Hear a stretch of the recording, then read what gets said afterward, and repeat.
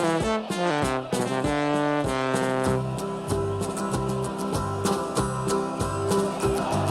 we come, blue and white, and we're looking good. You'll be in for a fight, and we fight pretty good. Getting goals is our job, and we get goals good. Looking good, we are Carlisle United. Hello everyone, and welcome to the Brunton Bugle, the number one place to get your Carlisle United fix in the podcast world. I'm Lee Rooney.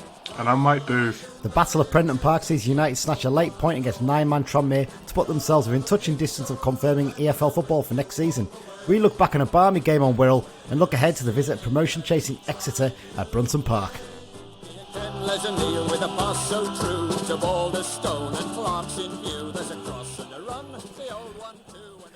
Typical that, isn't it, Mike? You miss your local game this weekend.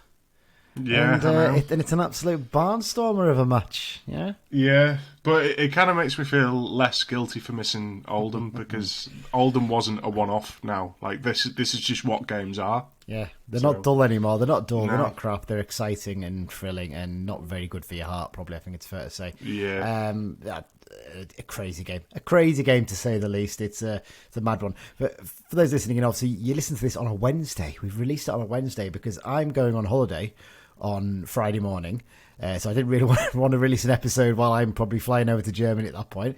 Dan is currently in Turkey sunning himself up. And you're working all week, so this is the only time we could record is Sunday morning. So This is a very, very early episode. We don't even have the referee details for the match preview. That's how early it is. So we're winging it a little bit here, but we'll see how it goes. We might as well get straight into it, Mike, haven't we? We've got a few bits to cover. We'll get straight into the Loan Watch first. Not a huge amount to cover the Loan Watch once again this week. It's the same every week, isn't it, really? I mean, straight up, Manny Mampala didn't play because Weymouth didn't have a match. They were supposed to play Wrexham this weekend, but Wrexham were in the FA Trophy semi-final against Stockport County. I don't know if you saw this, Mike, but the goal that Wrexham scored in the 91st minute to take the lead, 1-0. I think they won 2-0 and forgot another one really late on. Unbelievable goal. Yeah, I saw the absolute limbs as well. It was limbs, wasn't it? It's basically Stockport were on the attack, lost the ball, it was played long, and Mullin, I think he literally just took one touch and then just chipped it over the keeper with his left foot from like 20 yards. But when I say 20 yards, it's on the edge of the corner of the box, isn't it? Yeah. Lovely, lovely goal. That's why Mampala didn't come off the bench again this week, as he's his want basically. Now that's his role. To warm the bench. So no update on Mampala. Another player didn't come off the bench this weekend, Tristan Abrahams. Brilliant result for the Mariners, though, for Grimsby. They hammered fellow playoff chasers Chesterfield 4-1. I think I sent you a video earlier today, didn't I, Mike, of that there's a Grimsby fan being taken out by two stewards. When I say taken out, he's literally being dragged by his arms along the floor with his kid walking behind him. It's embarrassing. But I'm sure he's fairly happy. It's a 4-1 win to the Mariners. But Abrahams was an unused sub this weekend, so there you go. Something came out today as well. Chesterfield, I think, have lost 1.2 million the past year. That's how much they're putting into trying to get back in the Football League. Isn't there two brothers or something that are going to pump a bit more money to them as well? Crazy one, that one. Absolutely crazy. Having a sip of some Tranmere tears there. Yes, I was enjoying a little bit of the Tranmere tears there, but we'll get onto that in a minute. Finally, Taylor Charles. He made his 15th appearance of his loan spell. Huge game for Gateshead the weekend it was. Another start for Taylor, but not a good afternoon at the office for the Heed. They suffered a narrow 1-0 defeat against their fellow title challengers, Brackley Town. And that means they're now level on points, Brackley Town, with Gateshead. But they've played a game less than Gateshead. What Gateshead have got is a much superior goal difference. So it's going to be tough. I mean, Charters played pretty much the full 90 minutes. He was sub with 4 minutes to go if they chase an equaliser. And obviously he's been playing left back, so it kind of makes sense that they would sub him off. But the home side held on for a result that draws them level on points, as we said there. Still plenty to play for, though. 7 games to go for Gateshead. And I was having a look at the fixtures coming up. I mean, their game in hand, Brackley, is against Curzon Ashton, who are quite a sort of lower mid-table.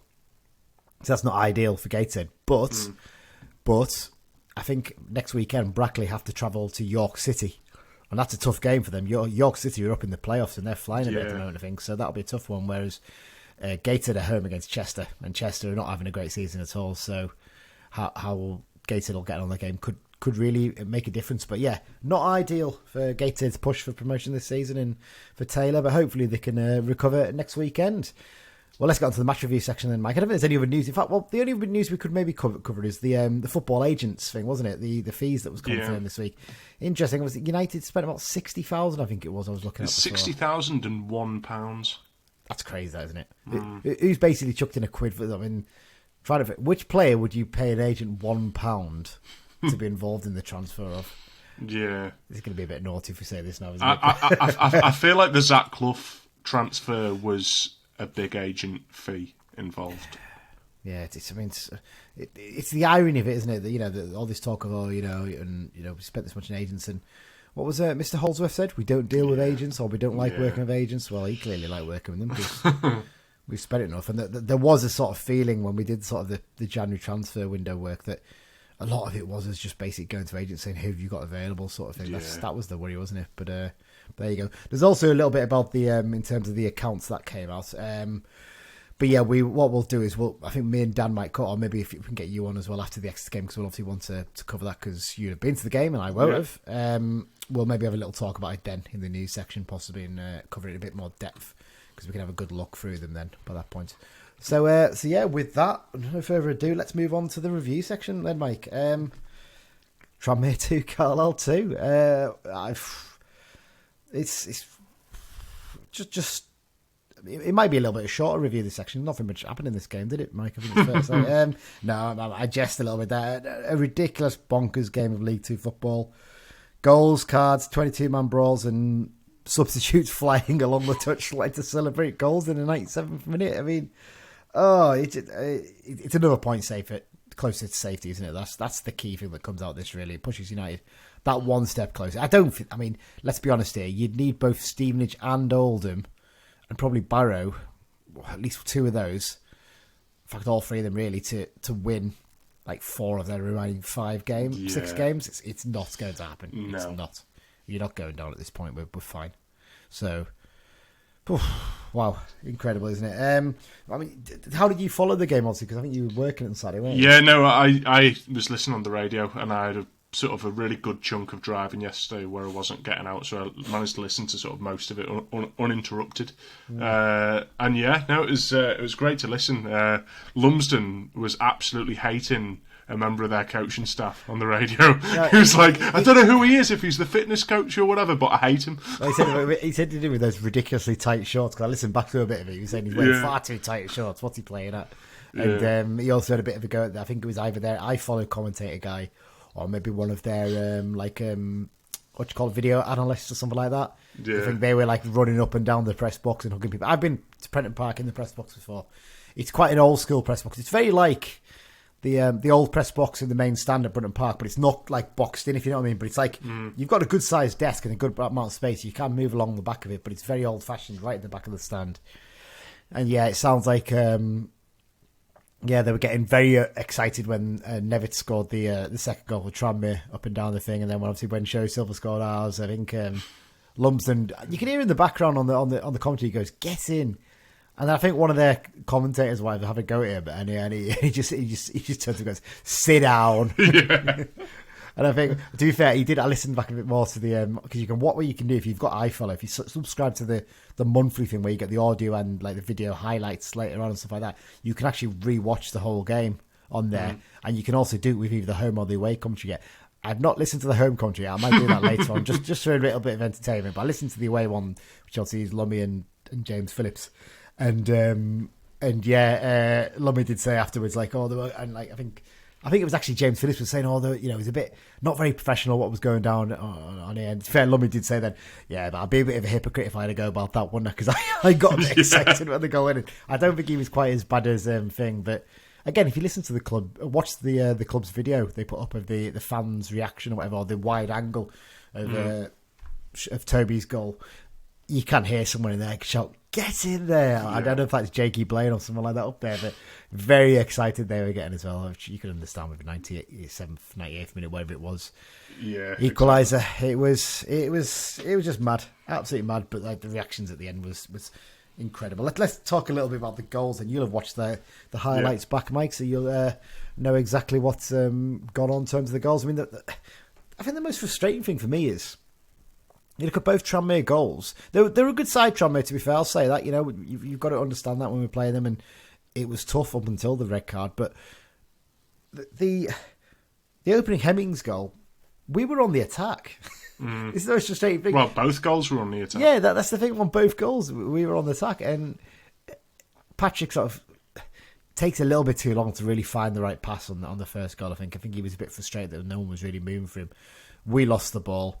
They go up the other end. It's a nice little sort of a 1-2. I think it was all like a little worked move down the right that saw the fullback. What's his name? Dacres Cogley. He overlapped really well. Basically, they took Dickinson out of the game essentially, and Dickinson just couldn't get back. McDonald tries to come across it. It's a perfect ball in, and maybe Simeon could have done better in terms of tracking Hemmings, but Feeney wasn't happy with him, was he? No, we saw that at the time. We said that Feeney was really giving him a rollicking, and Hemmings is a good striker, though, isn't he? So good strikers do that occasionally. They'll get away from their marker and get into the box, and he got the opener. Rather than go on to Patrick's goal, should we talk about the first red card first, Mike?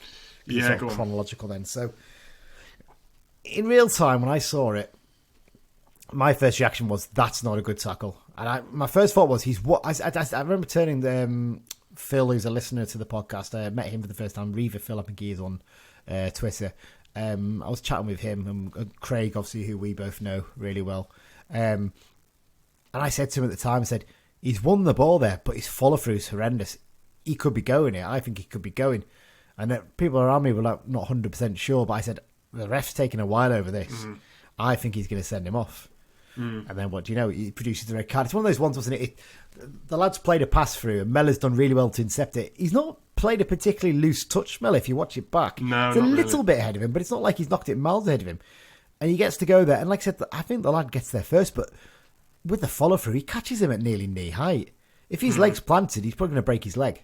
He's just lucky that Mellor's leg wasn't planted. And I could not understand why there was such an angry reaction to it.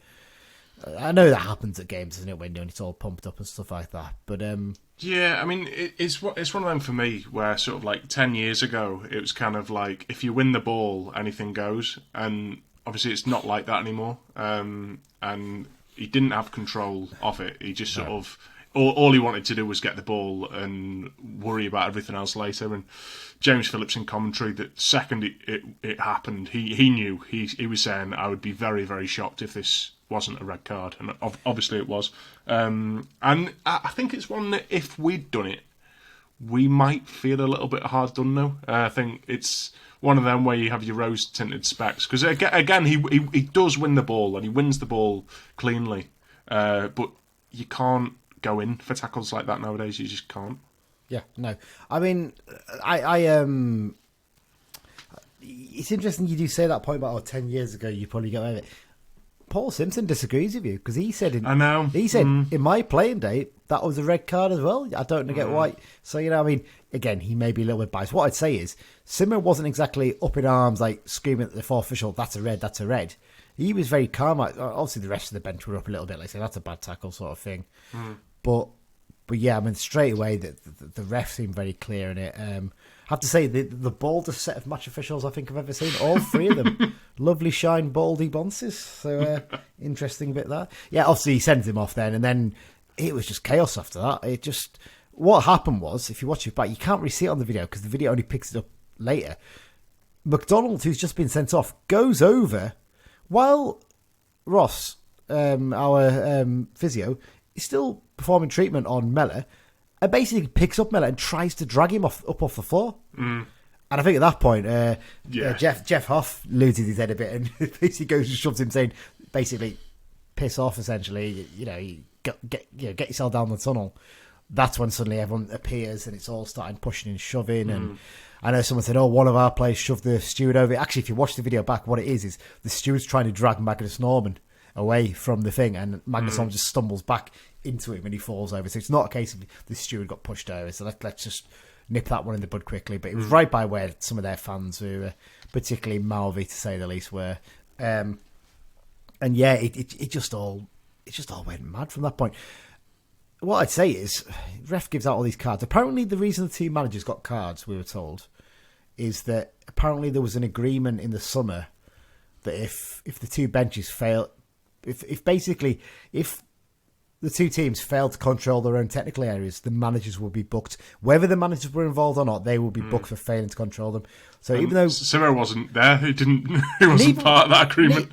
I know, but the thing is, Mickey Mellon wasn't involved in any of the thing. He wasn't getting involved in it, so he got booked for nothing, and so did Simon. And I think, like, if you watch Simon when he gets booked, he's laughing like, "What have I been booked for?" Like, and then it explains to him what, and he's like, genuinely shocked by it. And yeah, it was just chaos. There was a lot of pushing and shoving. I'm fairly sure I saw a fist thrown by one of the Tranmere players, but it was such a melee you would never be able to work out who it was. There's no point in dwelling too much. What I would say is, Peter Clark, right?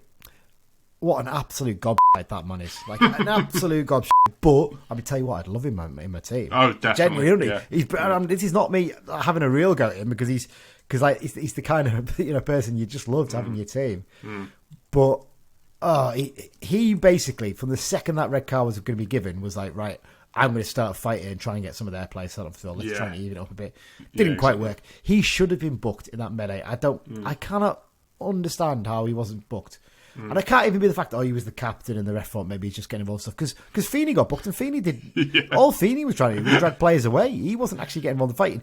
Simeon, he probably was involved in it a little bit because he got a bit overexcited, but it was just madness. The whole thing was crazy. I don't think the referee really knew what was going on and who to book, to be honest. I think he felt he just had to book a couple of players. I think Hemmings, I'm baffled why he got booked, because I didn't really see him involved in it too much either. It was very, very odd. Like I say, the obvious people to book were Clark and probably Simeon. Mellish got a little bit involved maybe, but actually no, Mellish wasn't involved in that much in that one. That was later on. Mellish got involved and stuff. But yeah, it was just barmy, and obviously then down to 10 men. I have to say, I thought, even down to 10 men, I thought there'd be a better side. I thought there'd be a stronger side. Not better than us. I mean, I thought they'd play better than they did, Tranmere. They were very disappointing. Really, like, once they went down to 10, they basically just thought, we're going to shut up shop here. And they kept it very, very tight. I mean, Howard had maybe 2 saves to make beyond that. But we've seen that with a couple of other so-called top sides that we've played since Simpson came over. And we've thought, are they all that? But I think it's us and the way that we're playing. And we make these good teams not look all that. And what I'm really, really impressed by is, under another manager, we would have had maybe 2, maybe 3 players sent off. But, our players kept their nerve, and that's down to the Simpson factor. He's so calm. You know how on Football Manager you sort of select how you want to say everything? He's just always selecting calm, isn't he? Like, he doesn't deviate from that. I always select aggressively on that. Just so I'll have to see how it goes, but no, I don't really. But yes, I mean, like I said, you're absolutely right. In terms of like the way they kept their heads was brilliant, because it would have been really, really easy for both Feeney and Simeon, playing as centre-backs especially, to get another booking. But they didn't. They kept really calm. They kept their heads. It was really, really impressive. I mean, I think Simeon was probably taken off later on simply for the fact that, look, we're going for a goal here. If we're going to take any defender off, let's take one of the ones who are on a booking. You're not going to take your captain Feeney off. He wins everything in the air. Let's just... There's always a risk with Simeon. He gets very overexcited, as we saw. And he was back on the pitch 5 minutes later anyway. I mean, I'll talk about that in a minute, actually, because I've got something to say about that one. But yeah, obviously, let's get into the second half. Patrick steps up. It started off the second half strong. Full credit to Mellish on this goal, actually. It's something that probably gets a bit missed, but he basically, their lad was trying to shield the ball out, and Mellish had touched it last.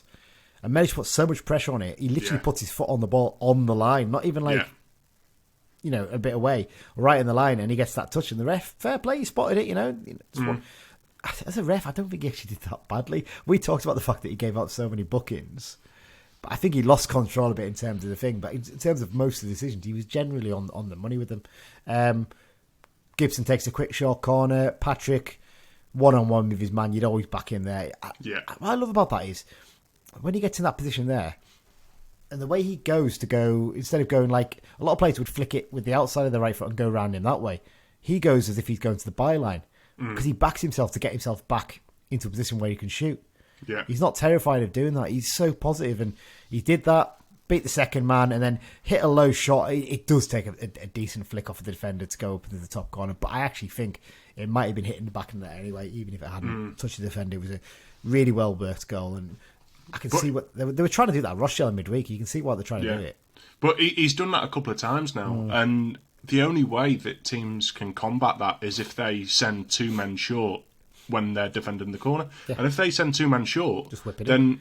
Well, yeah, we've got players in the box who you'd back in that situation. Yeah. So it's a good little threat to have. Yeah. Tranmere taking the lead again on 76 minutes. This was more frustrating than the first goal because we really were on top of it. We were battering them, and I don't think Howard had anything to do for about 10 or 15 minutes at this point. And we did push forward well. Devine got fouled by Spearing, and Gibson whipped a great ball into the box, which Feeney did absolutely the right thing in heading the ball down, and it bounced up, and Murphy pulls off a brilliant save to stop it. It then does brilliantly to get above Simiu to punch the ball away. It comes to Gibson in the edge box, and it's such a simple pass to Patrick. The thing is, the view on the camera doesn't do justice for how simple it was. That's the most frustrating thing. And he played it straight to their player. He takes a touch, and fair play. It's a brilliant first time ball for Nevitt. Absolutely perfect. And Divine's probably not sitting deep enough, to be honest. When you're in your own half, especially knowing that the lad's going to be onside, you should be sitting deeper. Yeah, he does well to more or less get back. I think he probably could have thrown himself at the shot a little bit more. Divine. Howard's really got no chance. It's a great finish and bit of play from Nevitt. And at that point, you're just like, we've thrown it away here. We've thrown a really big chance to get 3 points. And It's interesting. After the game, they interviewed Morgan Feeney on the radio, and he sort of held his hands up and said that his header wasn't good enough. Exactly, and it was a top class save. But he put his hands up and said, "No, I should have done better with my header." I don't think he could get under the ball enough. I think he didn't have much choice but to head it down because of the angle it came to him. But I thought it was all right, and in real time, it was an incredible save. From behind the goal. We were like I said, we were behind the goal. We were right at the very top, just right behind the middle of the goal. So had a perfect view of it. So frustrating. And then we get into injury time and the second red card. I'm struggling to see how they can debate this one. I really am. From behind the goal, straight away, it looked absolutely horrendous. And we both turned to each other, me and Phil next to me, and said, that's a red card any day. That is a red card. I don't understand, you could tell because the lad sat down, didn't he? Because as if he got cramp or something, and you thought he's doing this to delay because he knows that there's a card coming here. And when it was given, again, I don't get why there was such an angry reaction to it. It was when you watch it on you'll have watched the highlights on YouTube. If you slow it down as well, because I saw a few people on Twitter claiming, he stooped his head down, but he doesn't stoop his head at all. He's standing at normal height. Yeah, their lad, you can say, but he didn't know he's there. But that's the point. You've got to be aware of what's around it. It's dangerous play. Whether it's, of course, it's not intentional. No one believes he's put his boot in his face on purpose. But you've got to be smart on that. You've got to be aware, and that is a red card. Yeah, I can't see how you can argue. Exactly, you can't. And I think that was literally their argument. Is that their argument wasn't that his foot wasn't high. Their argument was he didn't see if he was around him. Yeah. Like you say, you need to know what's around you. And I was a bit concerned at first because when you're watching it, McDonald doesn't even roll. He looks sparked out. He looks knocked out dizzy. cold. Yeah. I don't think he actually catches his. I think he catches him in the neck because it's that high, basically. And like I said, he's not stooping. I challenge any Tranmere fan to watch it back and tell me if he's stooping, then he's got a hell of a posture. Because tell you what, he's still standing tall. It's not a good challenge, is it? I think in real time it must be a different view, I suppose, for James and Lummy, because I think James sort of felt he was worried that McDonald had committed the foul. I mean, you watch it back, there's no way you could say McDonald committed a foul there. It's just a bad tackle. And then finally Peter Clark got his booking, at that point, which is genuinely all wow, how is it taking this long for him? Because he was up to all kinds of little tricks. There was one point we were defending and he basically had a little dig at Simiu when he was on the floor. Horrible little things like that. Fair play to him. He's 40 years old. What do you expect? He's played the game for years. He knows what he's doing. And then, let's talk about the Tranmere fan in the main stand. So this comes from them getting a throw-in, I think it was, or a free kick. I can't remember which one it was. And the ball sort of rolls over. Mellish goes over to get it. But a fan leans over the advertising boards. It's not very high advertising boards there. Picks up the ball.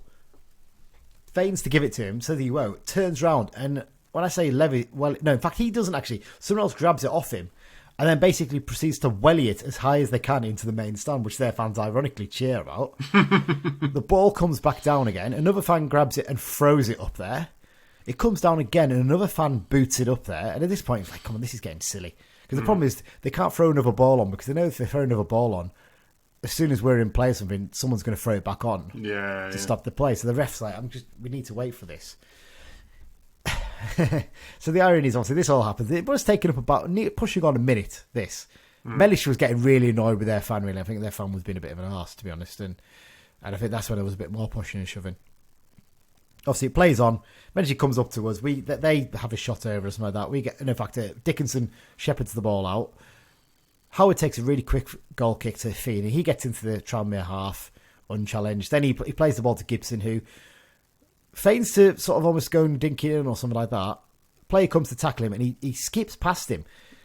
And my first thought was he needs to take another touch here, because he was going to shoot. I thought, well, don't shoot. Take another touch first. Get yourself a bit closer. But without barely breaking his stride, he smashed it. And when you watch it, when it's bending, I thought it's going wide. But it didn't quite bend as much as you'd expect. And it hits the post. The keeper's nowhere near it. And then Toby, man on the spot, right place, right time. Yeah. Diving headers in. And I tell you what, when I watch it back, it seemed to me when I saw it in real time and was getting very excited, obviously, it looked like he had a lot more time and it was a lot easier. Actually, when you look it back with the defender that close, he does really well to get in there and get it into the back of the net. Yeah, exactly. And the only way that the defender could have cleared that at that height is to put his foot through it, which would be another high foot, another red card, and a penalty. So, by sort of putting his head there and diving in with the header, it's going to be a goal, isn't it? Yeah, and then just the scenes after that were absolutely incredible again. Just amazing. Apologies to the Tranmere Rovers celebration police for getting too excited at the game. Sad sucks. I can't get that. I'll never ever grumble about any team coming to us at Brunton Park, and if they score a 93rd minute equaliser or winner, I wouldn't begrudge them celebrating like mad. Of course you do. You should celebrate every goal, late goal like that. Of course you could. Absolutely ridiculous. But yeah, it just went mad. And then, the best sight of all was Dinelson. He'd been subbed 10 minutes later. He was the first one in front of the fan. with Silver Howie. His pace was incredible even at that point after playing nearly 90 minutes of a game. And it just all went mad. And if you watch the video back, there's all kinds of different things you notice each time. Yeah. I think you spotted it, weren't you? The Christian Dennis. He's probably giving it to the main stand, isn't he? The best bit about it is that wasn't the only end he celebrated in front of it. Actually, later on, he went to go and celebrate with the players in front of our fans, and he decides to do it to the stand on the other side as well. And he's probably giving them the big licks and they were clearly really wound up about it, which was brilliant. There was one Tranmere fan. I don't know if this was at full time or when the goal went in, who actually got onto the pitch to go and confront Mellor, didn't he? I know, yeah. Yeah, astonishing that. Apparently, and the stewards just let him walk on. Let him walk on. He absolutely shit his pants when Morgan Feeney walked up to him there. Apparently, he just like at that point, I'm not getting involved there. Yeah. But it's just it was mad. I think the thing is that was literally on the stroke of 97 minutes, basically. So it was towards the end of the 96:53 or something like that. The goal went in, and obviously there was 6 minutes added on. There was a bit of a delay because of the red card, but essentially that fan booting the ball up into the stand added on the extra minute that led to the goal. So round of applause to him. Well done there. Let's give him a good round of applause. Well done. All right. So, Simo said as well on the radio that Show Silver's goal was straight off the training ground where Gibson hits the post on purpose and it comes back out and from firing the rebound. So it's, obviously worked really hard in training to pull that one off. And that's good. It was just, it was mad. And like I said, at the end, one of their fans had to be dragged out because he wouldn't leave it. And he was the one fan left in that little stand alongside the pitch. And our fans, obviously, they're still celebrating with the players and they're just giving him shit. To be fair, I'm not sure I've ever been to Tranmere and not seen someone get kicked out from that stand. They get very angry, don't they? And I'm saying this in the nicest way possible because I work like you. I live in the Liverpool City region. I work in town and I work with quite a few Tranmere fans. They're all spot on people. They're nothing like some of the fans you see at the ground. I even gave a wave to one of them at the game on Saturday. But yeah, it's Yeah, it was a balmy game, but in a weird way, it was a great advert for League Two football. It was just exciting. Yeah. It was a bit chaotic, but what do you expect? You don't want games to be boring all the time, do you? You want it to be a bit of a madness thrown in there. So amazing feeling at the final whistle. Another great point, another masterclass from Simo. Just looking through some of the bits to talk about. And we talked about the red cards. The discipline wise, I suspect the referee will probably report both teams, and I expect a £1,000. In fact, it'd be more than 1,000 for us. It could be the second time this season for us, won't we? Because obviously it was the Sutton game, wasn't it? We got done for failing to control our players. Although, if Simo got yellow for failing to control the technical area during the handbags, does he get a retrospective yellow for the failing to control the technical area after we scored? Well, so that was the point I was going to make. Actually, there was a Tranmere fan being a proper cry-arse on Twitter, basically saying... Which one? Good point. He's like, Dinal Simiu entered the pitch without permission at the end there. He'd already been booked, so that should actually have been a second booking for him and a red card. Give it a rest, you sad sack. Honest to God. But yeah, it was just a crazy one. Picking a few points out here. Mike, some of them I've got written down, some I've not. You might want to ask me a few bits, because obviously you weren't there. You might want to get some thoughts from me on it. Jordan Gibson, once again, terrific, absolutely terrific. Even allowing for the fact that he obviously made the mistake for the goal, and he knew he'd made a mistake because he had his head in his hand straight afterwards, and he doesn't need anyone reminding him of that. Yeah, he never once shied from having the ball. His bravery in terms of asking for the ball is outstanding. He constantly said, "I want it." He's basically asking for the ball. He's constantly driving forward. When we brought on, was it when we brought on Toure or Silva? I can't remember who it was. I think it might have been when we brought on Toure later in the game. Gibson sort of moves to being he almost came inside to be a centre midfielder again, because he'd been playing almost on the right wing for a lot of the second half, and he'd been brilliant there. And we lost a little bit there, tiny little bit, but he then picked up towards the end. He really started to get the ball again more and really drive us forward. He really is. I potentially think he can be a really, really massive player for us next season if we keep working with him. Oh, definitely. And he's a shout for player of the season, to be honest with you, as well. I think it's one of these ones a lot of people are saying, it's got to be Feeney, or it's got to be, who's the one people keep saying? Like, I mean, Howard's an obvious one, isn't it, really? But people saying, it's got to be Feeney, it's got to be so-and-so. I think Gibson massively got to be a shout. I mean, you think about the amount of goals he set up and the amount he scored, and he's been out of the team for stretches as well. If he'd actually played him for most of the games, I think he would have been. We probably would have done a lot better. Yeah. Millen dropping him just looks weird now, doesn't it? When you look back at it. Ian, who we both know, we sometimes meet up before games. He was messaging me the other day, and his big shout was, next season Gibson could be like a number 10 style, almost Grealish style player for us in the way he plays and demands the ball, comes short, that kind of thing, and. Not so much a traditional winger in that sense, but someone who just constantly wants to get on the ball and make things happen. And I 100% can agree with that. I think it's a really great shout. I'm not sure. When we first started, I thought he's a winger. You've got to play him as a winger. The more I see him now, and the way Simmers used him, I genuinely think he could make that number 10 role his own. He really could. Yeah, well, apparently he played a few times there for the club he was with in Ireland. Yeah, St Patrick's was it, I think. Yeah. Or Sligo, wasn't it? Sligo he was at, yeah. Someone like that, yeah. But their fans said, he's better as a winger. But, he's still, if he hasn't played a lot in that role, he's still obviously learning a lot about it. Yeah. And sometimes, as a number 10, you're only as good as the sort of strikers who are ahead of you.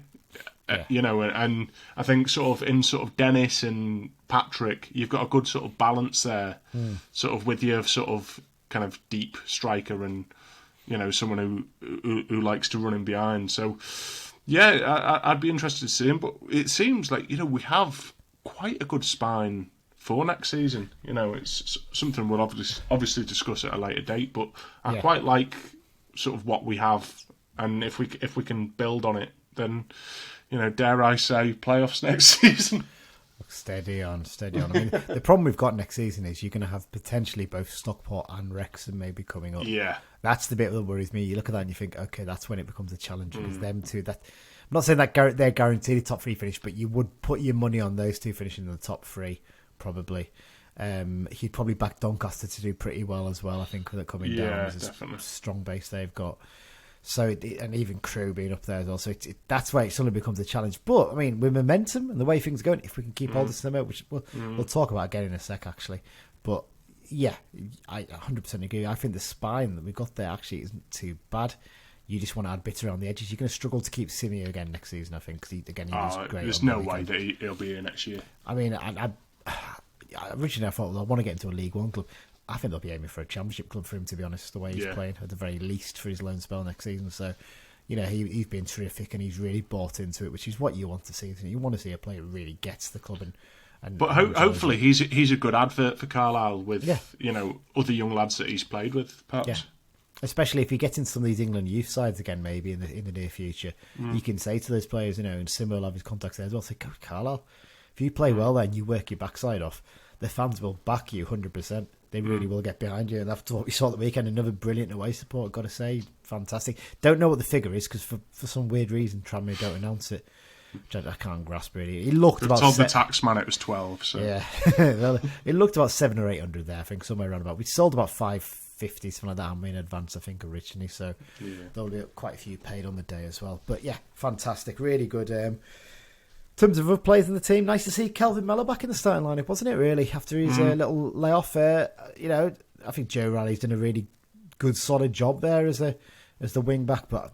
Tell you what, he just gives us a bit more presence, a little bit more height there as well. I think definitely helps, and you do wonder if maybe you give a Riley a run out in midfield at some point in the near future for the next few games, maybe. And yeah, I just thought he was fantastic. Like I said, even after that horrendous challenge, he was still competitive. He was still pushing forward. He got booked in the second half. It was such an innocuous, nothing challenge really, and I think that was as much the fans baying for his blood and the ref giving into them as much as anything. But he didn't let it get to him, and like you said, he very much enjoyed milking it at the end there when the goal went, which was lovely to see. Other key points, Howard made a few good saves as well. Dickinson toiled a little bit left wing back, but I mean, he's an infuriating player, Dickinson, isn't he? Because you can see there's ability there. Someone's made a point out that he's quite a big, bulky, muscly lad, isn't he? And you do wonder if maybe he works a bit too much on that to the detriment of his own pace and his ability to move a little bit. And you can sort of grasp that. But again, he keeps running, he keeps working. And when he gets into good positions, he'll whip a great ball into the box. Yeah, you've got to get him into those positions. And that was the problem a lot of the time. We weren't. And he was often on the back foot. And McDonald, he's been brilliant before his injury. Again, still looked a bit rusty in this game.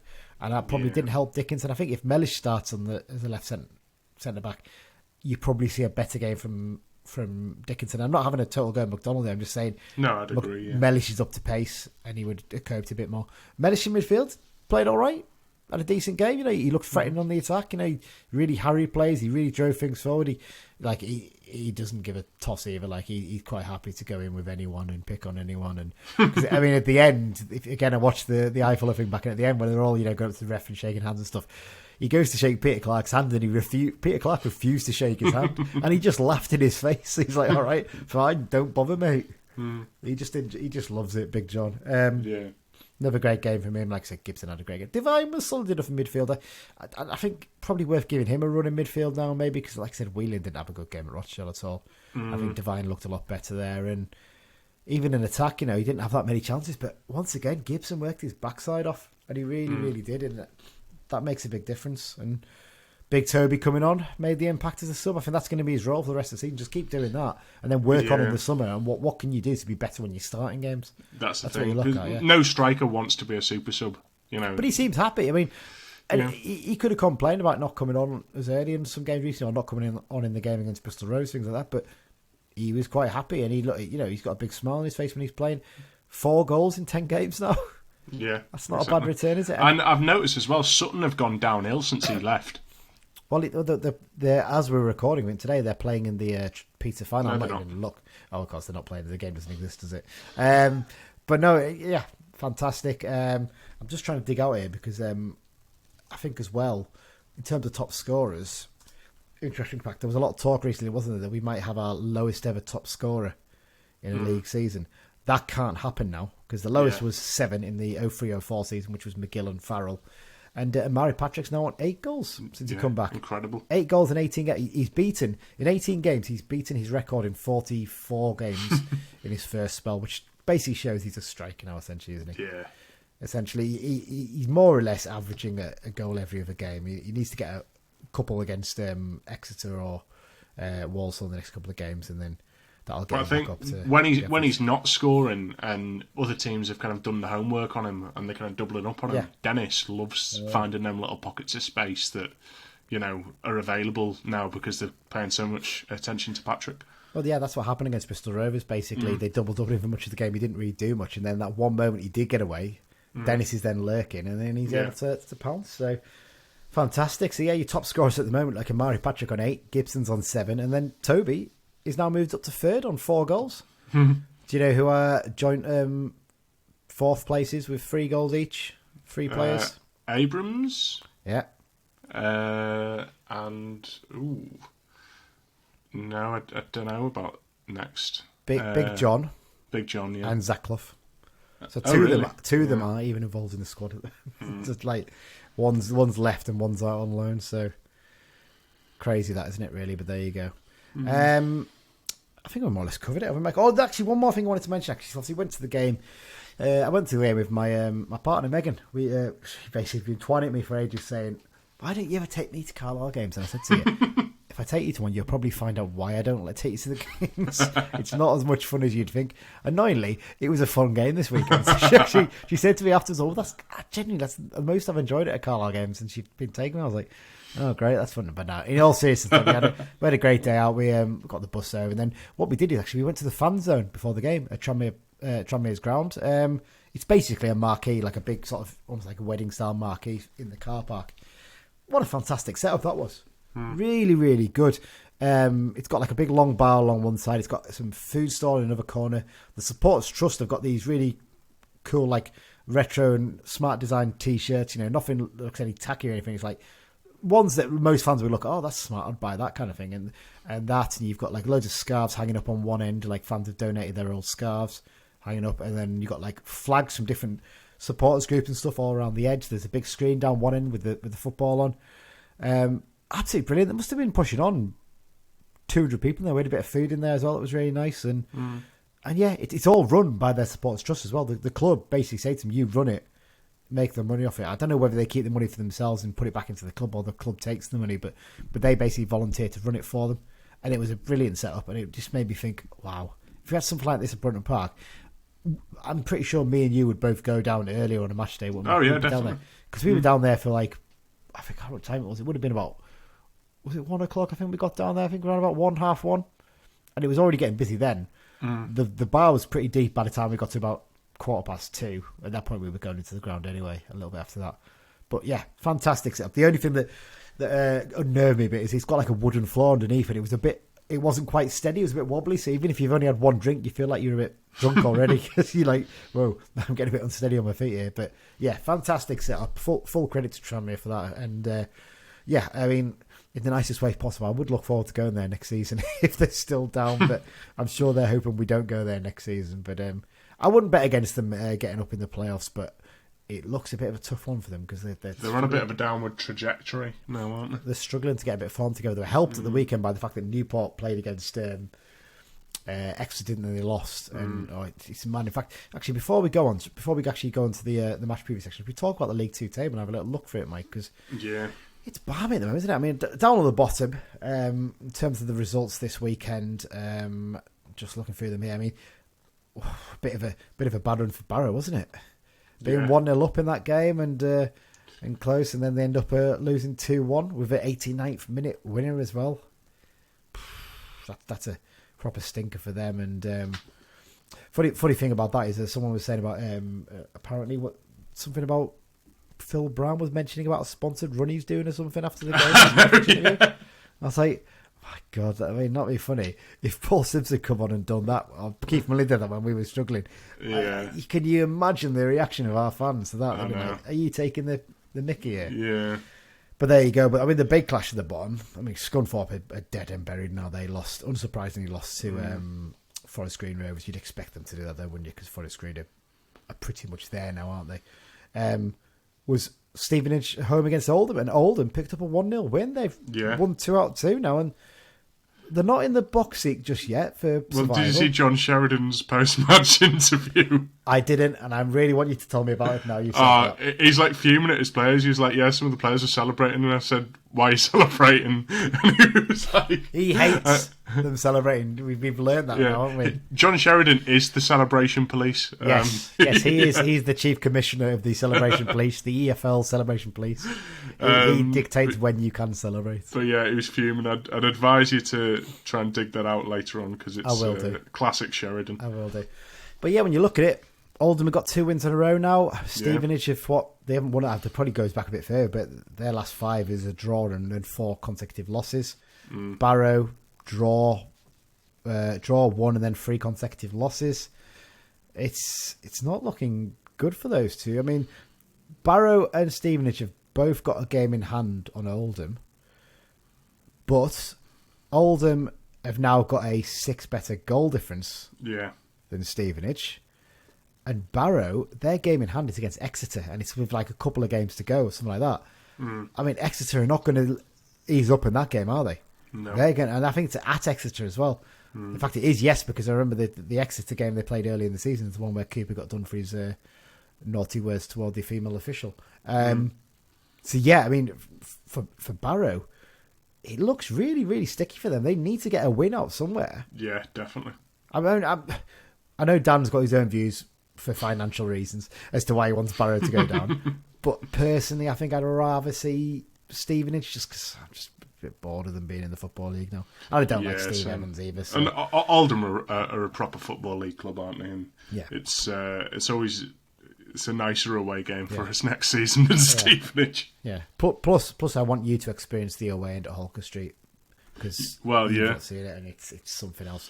But yeah, I mean, looking at beyond that, I mean, Rochdale are on 44 points ahead of Stevenage. Basically, well, if you basically allow for Stevenage to win their game in hand and put everyone on 37, Rochdale are 7 points clear of them. Well, not all 3 of them are not going to win 3 games in a row. Games, so Rochdale should be just about all right, I think. Colchester then on 45, and then it's up to... I think it's 4 teams on 47 points, including ourselves, bottom of that pile because of our bad goal difference. But it's us, Walsall, Harrogate and Bradford City all on 47 points. Interestingly, we've got all 3 of those teams to play in our last 6 games. Yeah. So there's every chance we could really kick on and actually get a decent plus 50 points finish, isn't there? Yeah, I mean, I think the highest that we can realistically finish is 12th because you sort of then have a jump to 11th, which is... Well, I'm looking at it here, actually. It's 14 points to 11. It's not going to happen because Sutton will win at least one of their remaining games. But, I mean, Sutton down in 11th to Port Vale in 3rd. You've got 5 points separating it is 3rd to 11th. Every time I look at it, it's someone different in 3rd place. Forest Green and Exeter, for me, are gone. They will go up as 2 of the promoted teams. And fair play to them. 2 of the best. I mean, when we went down there, Mike, didn't we? We thought Exeter were a really good side, didn't we? And we were really impressed by them. You'll see them at the weekend. Obviously, we'll touch on that in a sec. But beyond that, I mean, Bristol Rovers have been in 3rd at some point recently when we played them, I think. Northampton were in 3rd when we played them. I'm pretty sure Tranmere have been... Newport, actually, a couple of games ago were in 3rd, I'm sure. Swindon down to 10th. I think they battered us and they were right up there. It's incredible, actually, how much it changes in there.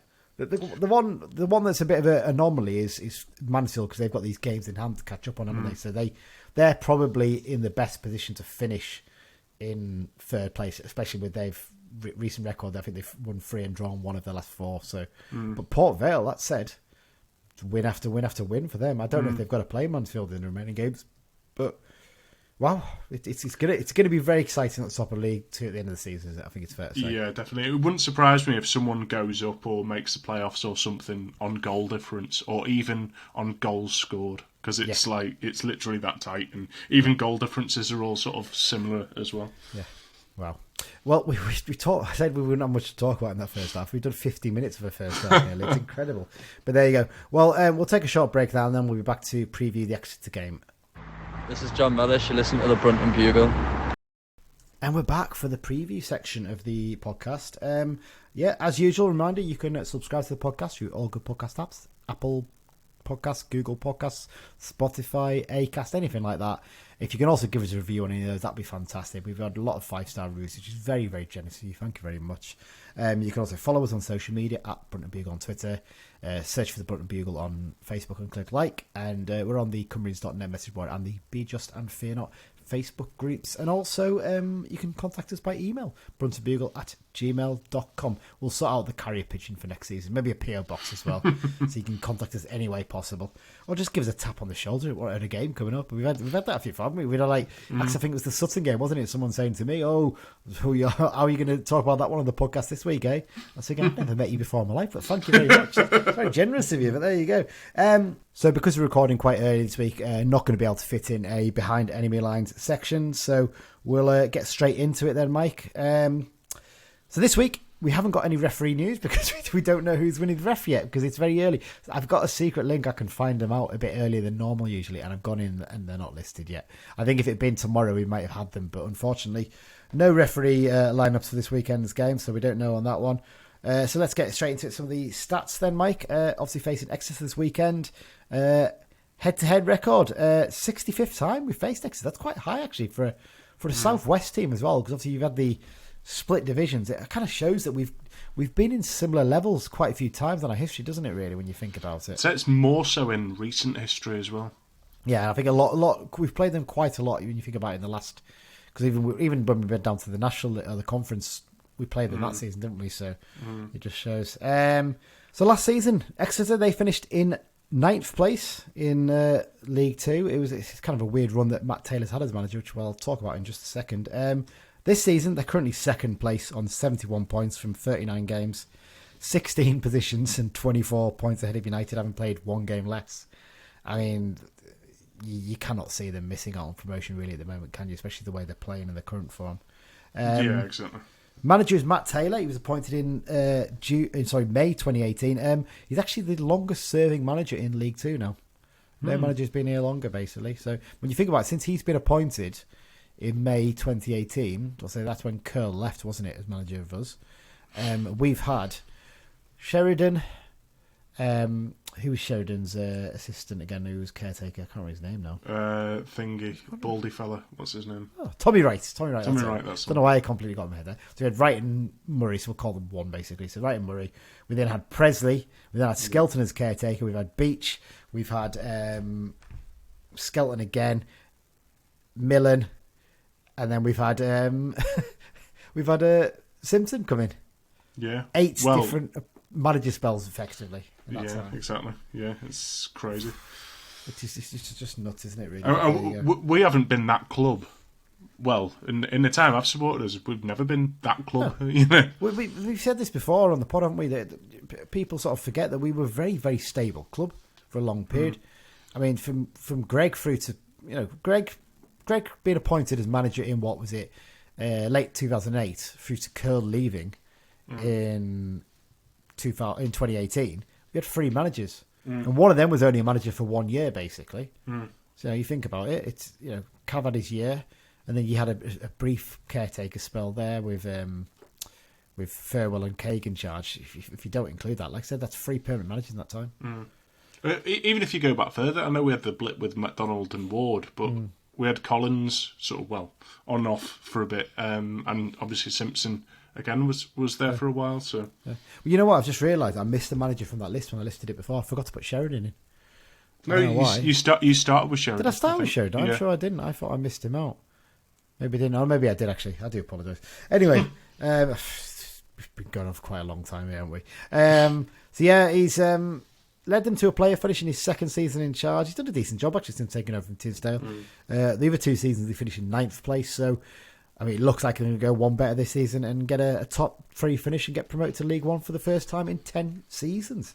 Last time out as well. Brilliant result for them against a playoff chasing side. Newport County beat them 1-0 thanks to Timothy Dieng's 72nd minute goal. Form-wise, absolutely terrific their form, isn't it, Mike, when you look at it? Yeah. Currently 4th in the last 6 games, form table record of drawn 1-1, drawn 1-1, so put your money on a draw this weekend, maybe. But when you stretch it back further, they've only lost once in their last 16 fixtures. and they've won 11 of those and drawn the other 4. So, I mean, this is not going to be an easy test this weekend. I mean, this is probably going to be the toughest test we face in the remaining 6 fixtures, I reckon. By quite a way as well, I'd imagine. Yeah, so fantastic. Quick look through the squad then, Mike. Any names stand out to you there, people? Obviously, looking back to the game, we went down to Grecian Park, St James's Park earlier this season. Any names stand out in particular? Well, obviously, Dieng, I think he's on 11 this season. I had him down as a striker, but apparently, well, he's played most of his career as like a defender / midfielder. I thought he was a holding midfielder. I was quite surprised when you said he's on 11 goals. I was like, wow, is he really on that many? Yeah. It's really surprised that. And obviously, they've got Matt Jay as well. He's notched 12. But, 12 goals as a striker in a sort of solid top 3 team isn't a lot. You know, when you bear in mind that Patrick, who joined us in January, is on 8. Yeah. You know, and obviously they've got Ozzy Zanzala, who can cause a lot of problems. But I think, is he not injured at the minute? No, he's back. He came back from. Back. He looked like he might be out for the season, but he played against Newport. Looking at the lineup, he played 81 minutes of that game before he was subbed for a lad who's on loan from Huddersfield Town. Next, I'm looking through their top scorers here, Mike. And actually, Dieng's actually on 12 goals for the season. Okay. And he's level with Matt Jay. I think Matt Jay might have been out the starting lineup for a little bit recently. I think he's been used as a sub quite a lot. But yeah, he's like I said, Matt Jay was terrific. I mean, when we played down there, he looked a very good player as well. And he's maybe not quite had the same form in recent matches. Sam Nombe that they signed from MK Dons last summer, he's looked a really good signing for them. Actually, he's done really well with his 9 goals in 28 appearances this season. So Dawson's a good keeper as well. He was keeping Kieran Westwood out the team at Sheffield Wednesday for a period. Yeah, it's a strange one, isn't he? Because there was a lot of big things thought of him when he was at Sheffield Wednesday, and he's never really kicked on. And as a result, essentially, he's had to go out on loan to get football because he's 25, 26 now, so he's not young. But you imagine, I wonder if he's out of contract at the end of the season. If he gets Exeter promoted, he might want to basically move on to them and sign on to them, or maybe another big League One club potentially he might be looking at for next season. But he's clearly a good player. I mean, they signed Patrick Ammon, didn't they? In the summer on loan from Newport County. You thought, that's a good experience there. But actually, when you look at it, his goal scoring record's really dropped off since that excellent season he had a few years ago. And this season, he's only actually got 2 goals in 22 appearances, so he's not really chipping in as many, is he? It's actually, there is a real drop-off from the 4... Dieng obviously is a midfielder, but from those 4 attackers or midfielders that are in the top 4 scorers for them, you then get down to Joshua Key. He's only got 2 goals. So they rely heavily on Jay, Dieng, Nombe and Giovanni Brown. Another one again who promised so much at Colchester, never really kicked on, but he's having a terrific season at Exeter. There's 7 goals and 11 assists on top of that as well. Which is a really, it's better than being dependent on one player, you know. No, that's true. I mean, when you look down to it, I'm looking here, they've got right down. Zanzala's only actually got 1 goal in his 9 appearances since he signed for them. But yeah, the goals go right down. That Jake Caprice, he scored a goal against us, didn't he, down at St James's Park? And that's his only goal in his career so far. Yeah. Absolutely typical Carlisle United, that. But there you go. But yeah, so they're clearly absolutely flying in terms of that. And, looking through the list, Archie Collins, I don't think has actually scored for them this season, but he's on 7 assists. So again, he's another key, really important player for them. So they've got quality all over the pitch there. And then when you look at it, like you said there, Pierce Sweeney, someone we talked about before, is a terrific defender at this level. Yeah. And even into midfield, like you said, Dieng's been great for them. Matt Jay's listed as a midfielder, interestingly, on Transfermarkt. I think he started out there. I don't think they've ever changed his position to be a striker, maybe, but. Yeah, they've got a few players on loan in attack, and like I said, Senzala is one of those ones when he's on form. The game against Barrow, he had a bit of a stinker, really. He missed an absolute sitter, and then he really wasn't in the game. The fans really got... I imagine the way Simpson's got our fans behind us now, he's just going to get gypped for 90 minutes, isn't he? For a thing. But yeah, it's one of those ones. I think it's about time they got promoted, isn't it? Because they've just been a consistently playoff side, even going back beyond. If I get the stats up here in a second, I'll have a quick look and see what exactly what they've done in recent seasons. I'm looking through here. So since they returned to League Two, they finished 10th in the first season, and then they had a bit of a stinker one where they finished 16th. But then since then, 10th, 14th, 5th, 4th, 9th, 5th, 9th. So they've not finished lower than 9th in the last 5 seasons, basically, before this. So you would 100% expect them to, to be right up there. And like I said, it's about time they go up. Because if they don't go up this season, it gets to a point where you say, what's the major issue here at this club? Yeah. Really, it's a tough one, isn't it? Because they're clearly a very well run club, and it's all going really well there. And like I said, Wimbledon went down. It's a nice little ground they've got set up there. So good luck to them after this weekend, of course. But we'll see how that goes. Okay then, Mike. Let's move on to the section where we talk about United ahead of the big game. Unless you want anything else you want to talk about in terms of Exeter, I'm guessing not.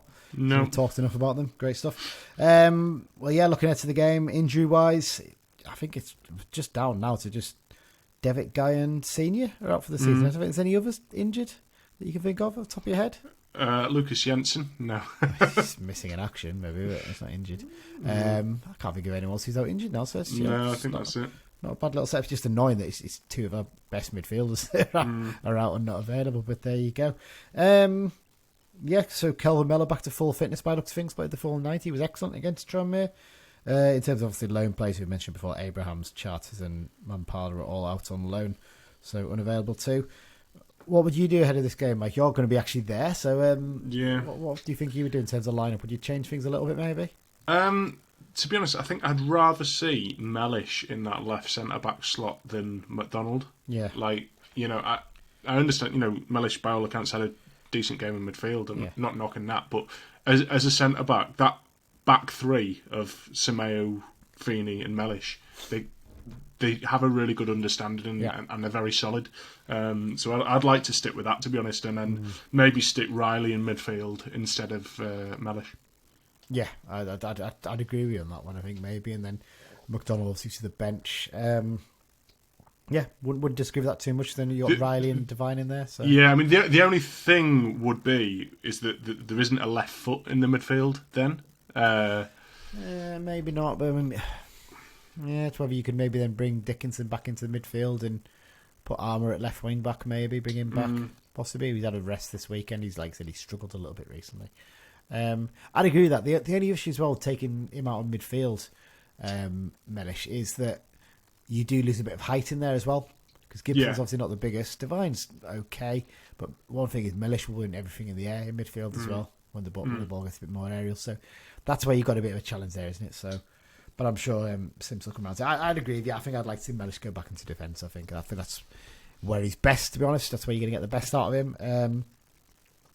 Don't know whether maybe change it up front a little bit, possibly. I'm not 100% certain. It was nice to see Toure come off the bench at the weekend. He was, part of his game he still looks a bit rusty, but actually other part of it he looked pretty. He looked lively, and I think defenders do panic a bit when he gets on the ball. I think we panic a bit because we don't know what the hell he's going to do half the time.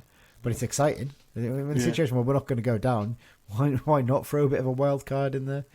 But yeah, I'm with you. I think I'd maybe just... That's probably the only tweak I'd do. It's whether you then bring in Riley and whether you change Dickinson at left wing back for Armour, maybe. That's the only one. I'd stick with Mellor at right wing back. I thought he was excellent the weekend. And I'd stick with your front two.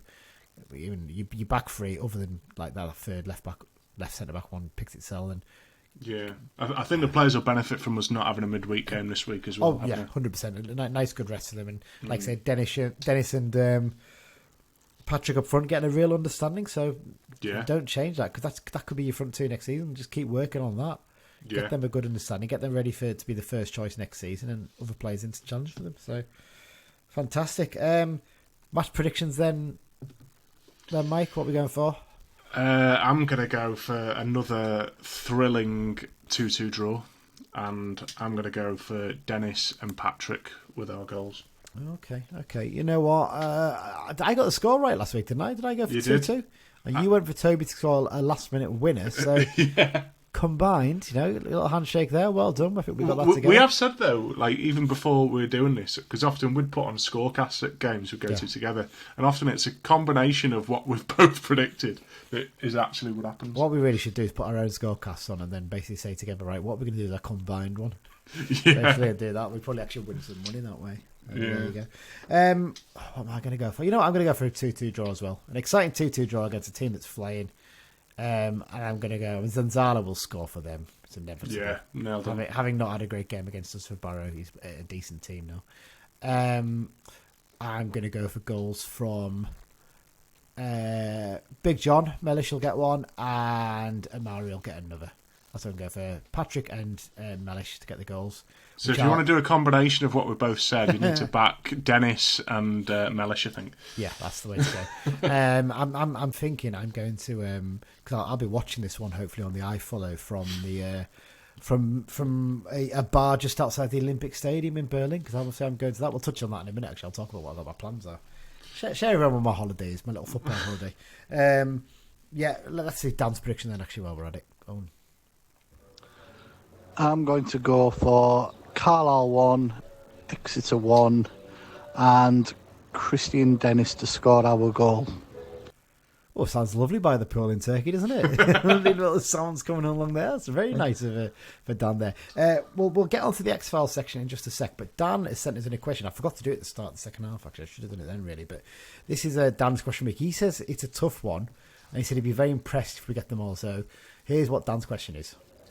During our playoff games against Exeter, how many nationalities were named on the team sheet for Carlisle United?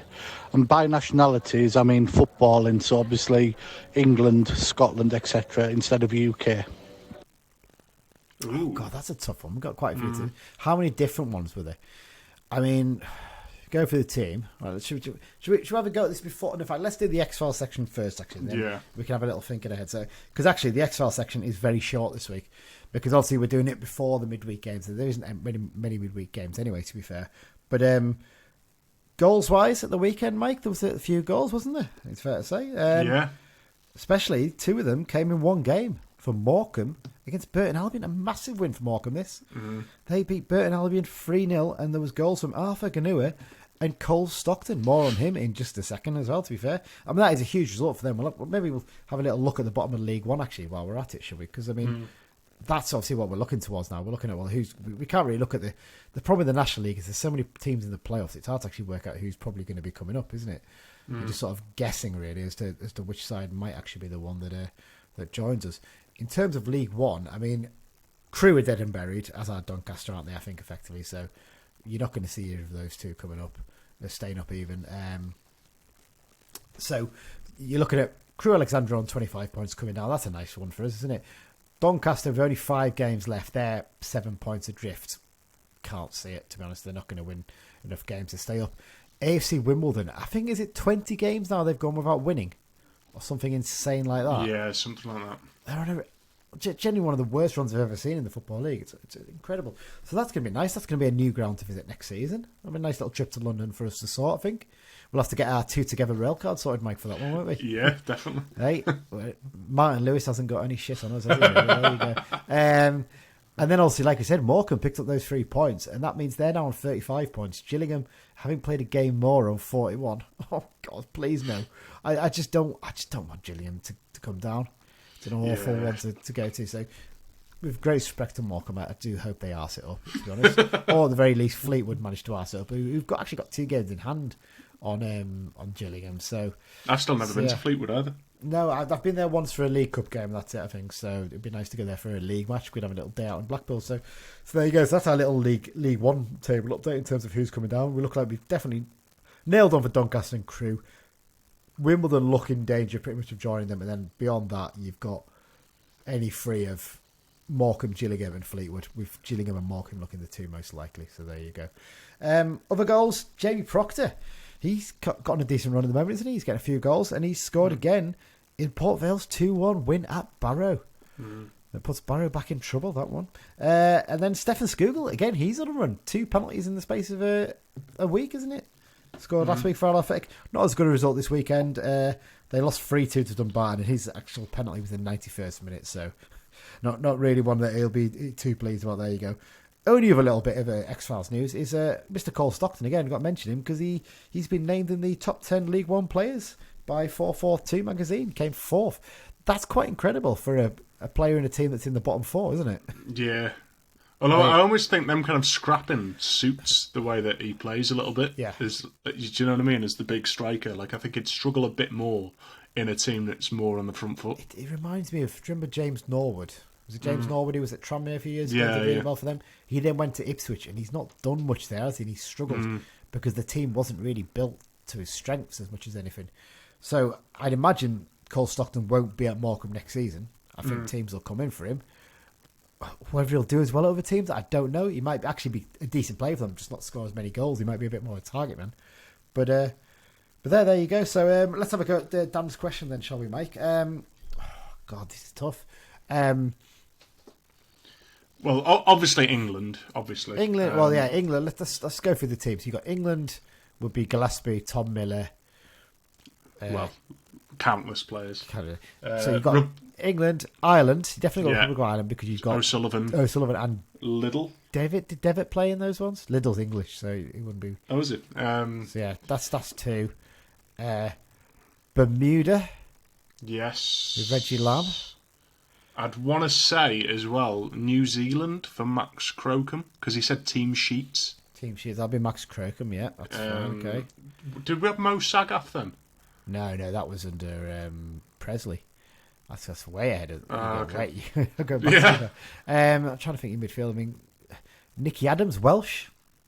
He played Wales under 21s. So Oh, did he? Okay. yeah, so that's 5, I think. This is. I remember their keeper at the time.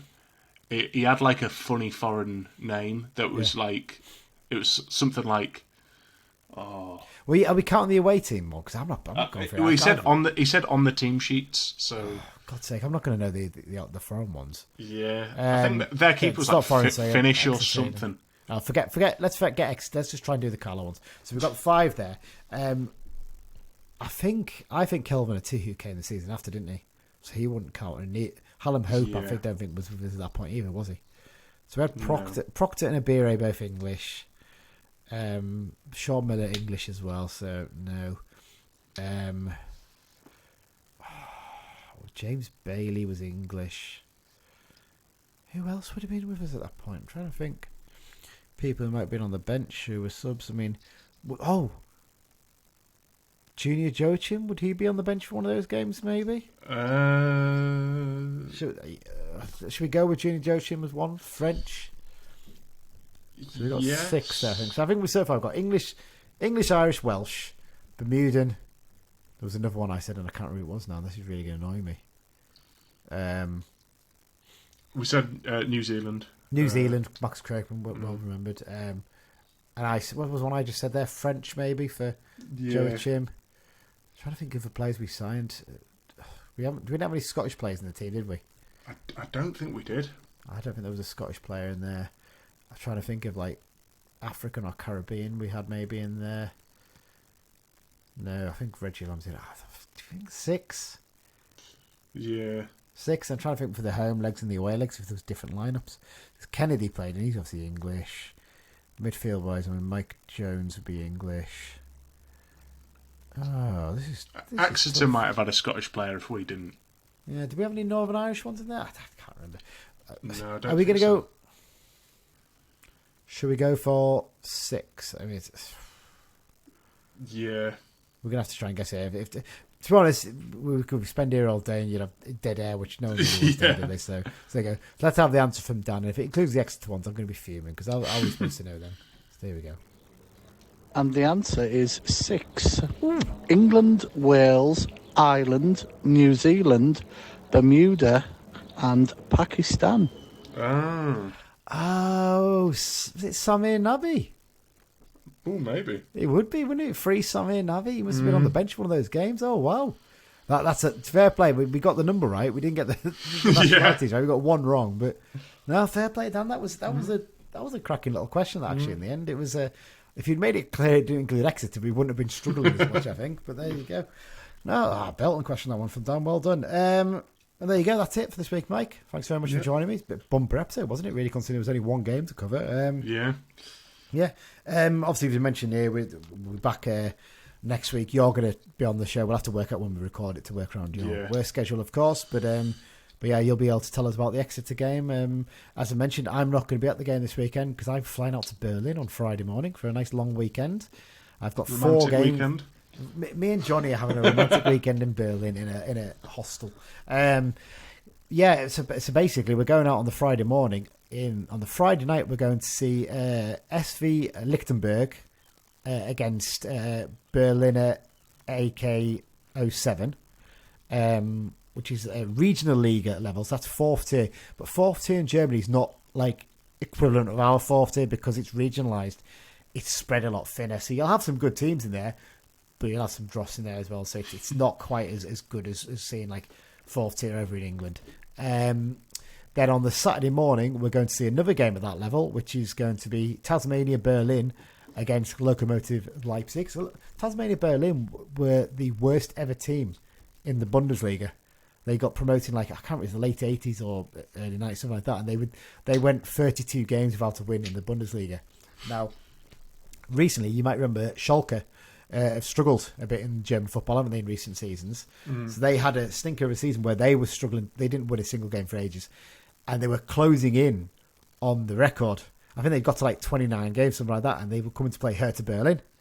So all the Tasmania Berlin fans turned out at the game at the Olympic Stadium to support Schalke because they were desperate not to lose their record as the worst ever team. Because they're like saying, basically, that's all we're known for. Yeah. So don't take that away from us, please. We want to be known as the worst ever team because that's how people. Because they're never going to get to that level again, probably. Yeah.